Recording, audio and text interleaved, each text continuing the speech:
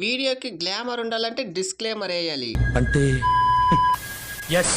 ఆగండి ఆగండి మా బ్రోస్, మీ నుంచి నేను ఎక్స్పెక్ట్ చేసేది ఒకే ఒకటి, చిన్న లైక్ చేస్తారని ఆశిస్తున్నా.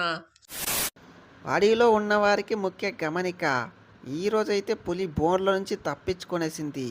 మీకు ఎక్కడైనా కనిపిస్తే దాక్కోవాల్సిందిగా మరీ కోరుతున్నాము. కనిపించారంటే కుత్త చెక్కేస్తుంది, తెలుసు కదా పులి గురించి. ఇదైతే మోసం, మేమెప్పుడైతే వస్తామో అప్పుడే పులి ఇట్లు చేస్తుంది. ఘోరం. నేనైతే ఒప్పుకొని వెళ్దు. నువ్వు ఒప్పుకునేదేం నా లవడా, నాకు ఇష్టం వచ్చినప్పుడు నేను కొడతా. పులి ఈజ్ బ్యాక్.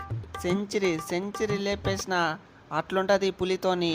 నాకు తెలిసి మీ బౌలర్లందరూ ఈ పాటికి హాస్పిటల్ చేరిపోయింటారు. వాళ్ళు కోలుకోవాలంటే పక్క మినిమం 1 month పడుతుంది. అట్లుంటుంది పులి దెబ్బ.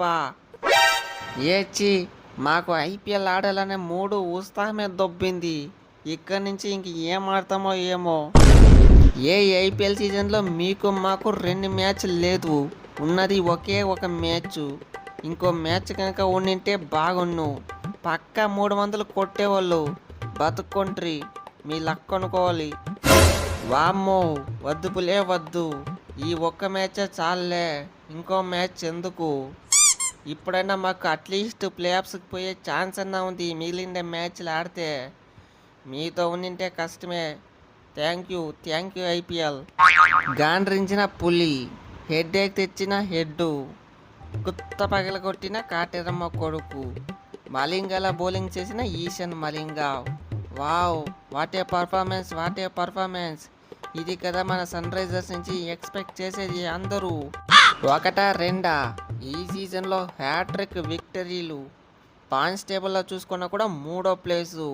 సన్ రైజర్స్ అయితే మళ్ళీ ఉదయించారు. ఇంకా దబిడిదిబిడే అన్ని టీములకి. ఎట్లు తీసిన వికెట్లు 4 వికెట్లు తీసిన. పోయిన మ్యాచ్లో కూడా 4 వికెట్లు తీసి మ్యాన్ ఆఫ్ ది మ్యాచ్ గెలిచిన. ఈ మ్యాచ్లో కూడా 4 తీసిన. ఈశాన్ అంటారా బాబు, అయినా ఎవడ్రా ఎస్ఆర్హెచ్కి బౌలింగ్ లేదని చెప్పింది. ఇప్పుడు రమ్మను, ముందు మ్యాచ్ ఆడమను, కొత్త పగల కొడతాము. అంత మంచి బౌలింగ్ లైనప్. ఏమనుకుంటున్నారో? అరే పులి, మా ఢిల్లీతో మ్యాచ్ అంటే నీకు ఎందుకురా ఓ పూనకాలు వస్తుంది?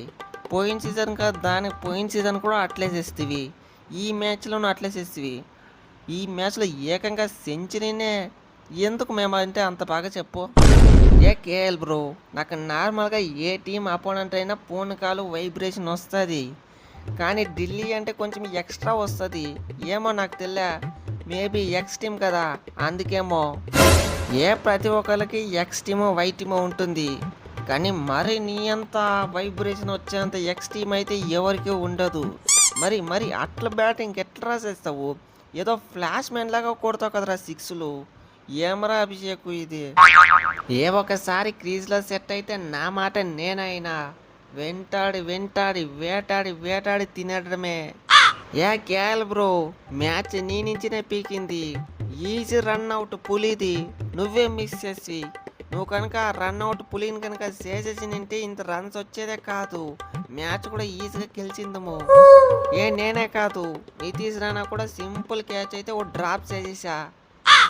నాకు తెలిసి హెచ్ఆర్హెచ్లో పక్క బ్లాక్ మ్యాజిక్ చేస్తూ ఉంటారు, లేకపోతే వరుస పెట్టి 3 మ్యాచ్లు ఏంది. పక్క వీళ్ళు బ్లాక్ మ్యాజిక్ చేసిండారు కాబట్టి ఇట్లా గెలిచిండారు.